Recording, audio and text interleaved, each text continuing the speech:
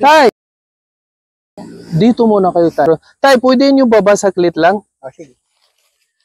Mamadali po ba kayo, Tay? Hindi naman. Hindi. Tay, ito tindan nyo na yon? Oo. Malakas po ba? Matumal na pagka ganitong panahon. Pag ganitong panahon, matumal. Oh, Tay, ilan taon na kayo? 73 na ako. 73. Tay, okay lang? Tanong-tanong ako sa inyo. Ilan taon na kayo magtinda ganyan? Meron ng 15. 15. Oo. Gusto na kaya rin ng high school yung anak kong bunso. Nagtinda na ako. Okay. So matagal na kayo nagtinda. Oo. Tiyaga, araw-araw. Oo. Sobra mainit, diba, Tay? Oo nga. Oo nga po.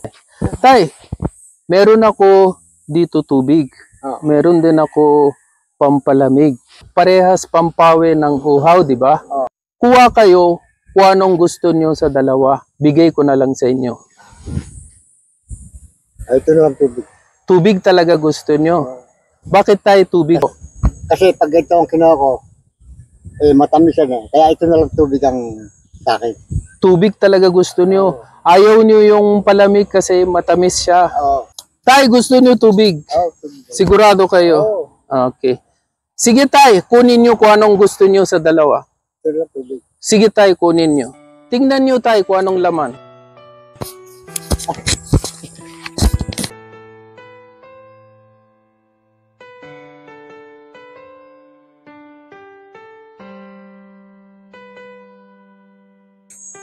Okay lang kayo tay? Kaya natin tay. Oo, kaya. Tay, okay lang kayo? Oo, wala.